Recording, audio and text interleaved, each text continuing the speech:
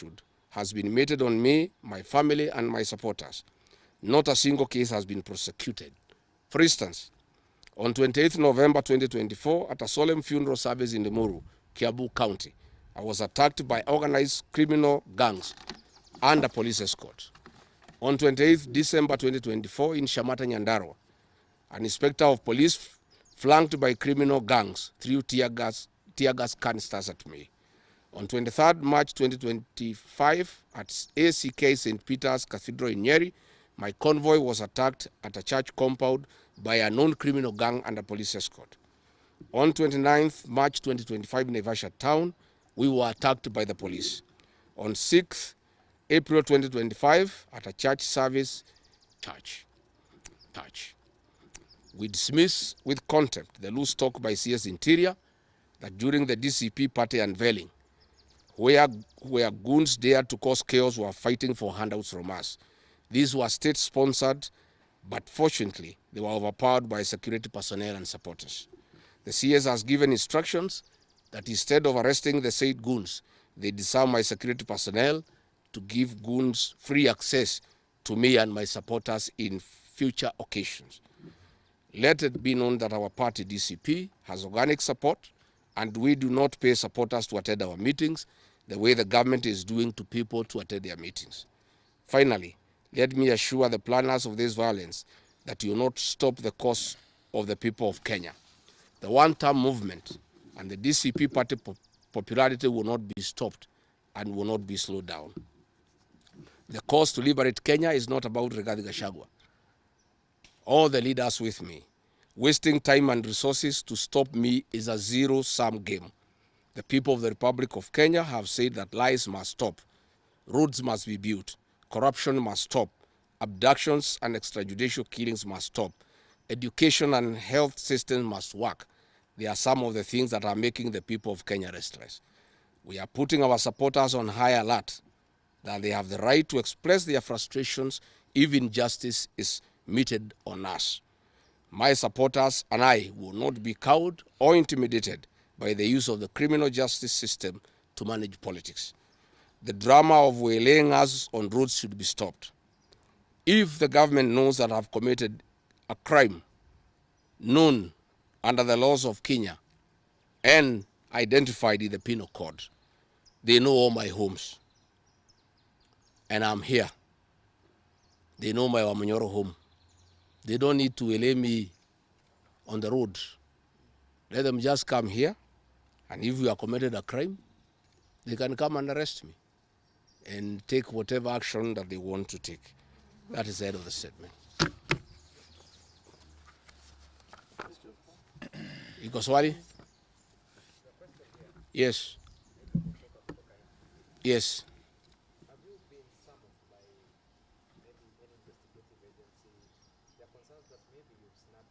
I have not been summoned by anybody, and I'm waiting if there is any summon. What happened is that they wanted to plant weapons in my convoy, and they wanted to use chemicals so that they can paralyze our brain the way they did to Kenneth Matiba. And that is why we had to take an escape, an alternative route to get here. I would have wished they came here instead of wailing us on the road and using those dreaded criminals who are responsible for abductions and extrajudicial killings. And that squad works under the Director General of the National Intelligence Service. It's 101 officers who are recruited from the administration police, and they have been given special training by the National Intelligence Service, and they are responsible for the abductions and extrajudicial killings. And that is the squad that had been planned yesterday and mobilized so that they can incapacitate me and my people. Next question. Yes.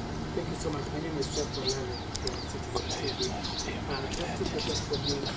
Have you reported the latest incident towards threats to your life? Report to who? These are the same people who want to kill me. How do you report to the people who are planning to poison your mind so that the brain can be paralyzed and then you become a vegetable? I cannot report. And I wrote to the Inspector General of Police And the director of criminal investigations, instead of answering the issues I addressed, told me to report to the next police station. Yet all these things have happened under the cover of the police. So it is useless to go and report to the police. That is why I'm talking to the people of Kenya, so that if anything happens to me, President William Ruto must be held accountable. And I want to say, when they hounded me out of office, I pleaded with my supporters to stay calm and express their displeasure by singing. That is no longer going to be the case.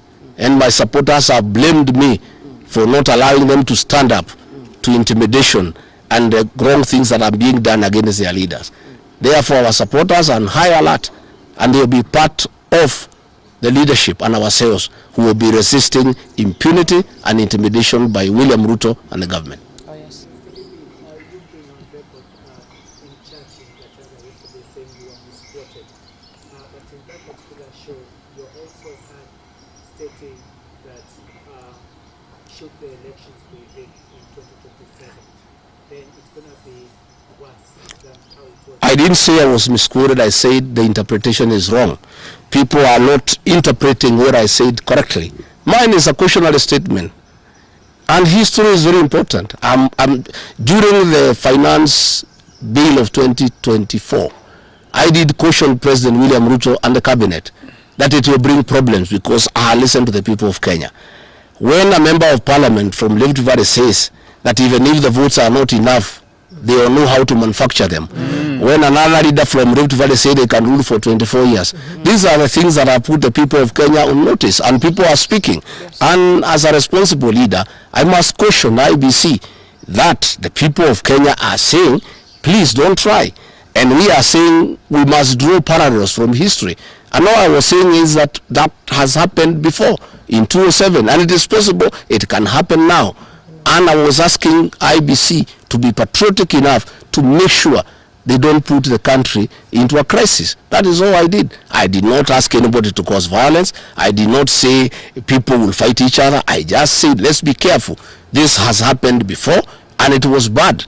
And from the way people are speaking, it could be worse. That is what I said. Yes, Waweru. On allegations of being, could you or any members of your security within the provisions of the law, we don't carry any illegal weapons. In this country, civilians are allowed to have firearms. And since the government withdrew security around me, and there has been so many attacks against me, it was my responsibility to put up a team of civilian fireholders to escort me around, and there is nothing that is illegal and there is nothing that is wrong. Tumesikizana? Asanteni sana.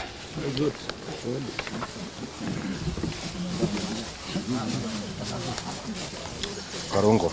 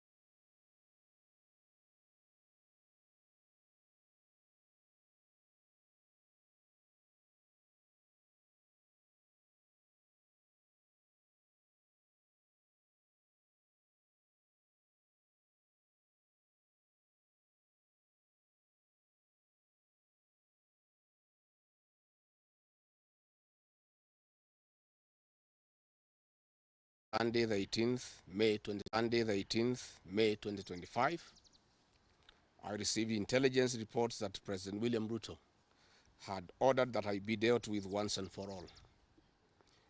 And since the goons sponsored by the state on several occasions had failed, police and other state security agencies had to come in.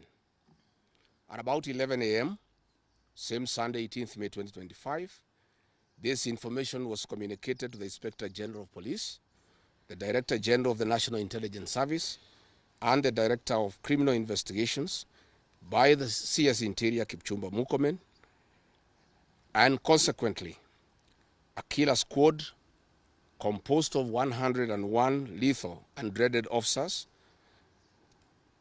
from the administration police and seconded to the National Intelligence Service, accompanied by officers from the DCI, the Anti-Terrorism Police Unit, the General Service Unit, and the regular police were deployed. This killer squad have been carrying out extrajudicial killings and abductions. Yesterday, they were mobilized and cordoned off and blocked all exits from Gatanga constituency. This squad was